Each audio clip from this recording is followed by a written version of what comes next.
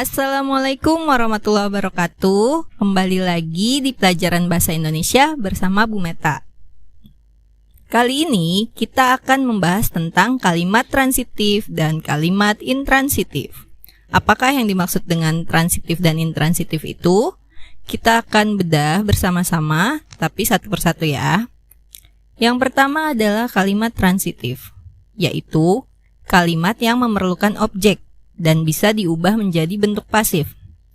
Nah, waktu SD kalian pasti pernah diajarkan bagaimana menentukan struktur kalimat dasar yang dibedah menjadi subjek, predikat, dan objek. Nah, di sini kita akan kembali melakukan hal tersebut.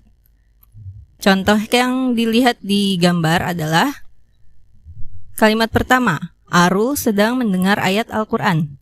Nah, sekarang siapakah subjeknya? Subjek itu pelaku ya, atau orang yang melakukan aktivitasnya, yaitu Arul. Sedang mendengar, nah itu melakukan kegiatan, berarti dia adalah predikat atau kata kerja. Ayat Al-Quran berarti objek, karena pertanyaannya biasanya apa yang didengar gitu. Nah, kalau pertanyaan apa biasanya mengarah kepada objek. Objek itu adalah suatu yang dikenakan aktivitas dari subjek. Kalimat pertama ini ada objeknya, berarti dia termasuk ke dalam kalimat transitif. Lalu kalimat kedua, polisi menangkap pencuri tadi malam. Siapa subjeknya atau yang bergerak, yang bekerja, yaitu polisi, berarti subjeknya polisi. Lalu apa yang dilakukan polisi? Pekerjaannya itu apa? Yaitu menangkap. Berarti predikatnya menangkap. Apa yang ditangkap? Berarti apa objeknya? Yaitu pencuri. Lalu tadi malam itu apa? Termasuk ke dalam keterangan waktu. Sampai sini paham? Jadi mudahnya kalimat transitif adalah kalimat yang ketika diuraikan dia memiliki objek. Gitu ya. Lanjut kalimat intransitif. Nah, ini lawannya. Kalimat intransitif adalah kalimat yang tidak memerlukan objek dan dia tidak bisa diubah menjadi bentuk pasif. Contohnya, Pak Guru berdiri di depan kelas. Nah, perhatikan siapa subjeknya yang melakukan aktivitas, yaitu Pak Guru. Lalu berdiri, itu apa? Kata kerja ya. Berdiri predikat. Di depan kelas, itu adalah keterangan tempat. Di kalimat ini tidak ada objek. Dan perhatikan juga predikatnya. Predikat ketika di kalimat transitif biasanya berawalan imbuhan me. Kalau di kalimat intransitif biasanya predikatnya pakai imbuhan selain me. Bisa ber, bisa ke, atau bisa juga verba dasarnya. Berdiri itu kan dasar ya. Berarti dia tidak pakai imbuhan. Lalu yang kedua, setelah selesai bekerja, ayah beristirahat di kasur. Setelah selesai bekerja itu merupakan keterangan waktu. Ayah berarti subjek. Lalu beristirahat adalah predikat. Di kasur adalah keterangan tempat. Kalimat intransitif mudahnya adalah kalimat yang tidak ada objeknya, begitu ya. Nah, biar lebih mudahnya lagi, kita harus tahu apa sih perbedaan transitif dan intransitif. Dari objek tadi sudah jelas. Kalau transitif dia ada objek atau membutuhkan objek. Tapi kalau intransitif tidak membutuhkan objek. Bentuk pasifnya juga kalau transitif bisa diubah menjadi bentuk pasif.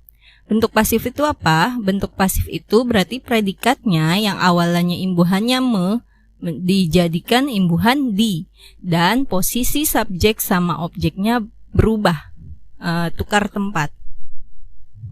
Lalu intransitif berarti tidak bisa diubah ke dalam bentuk pasif.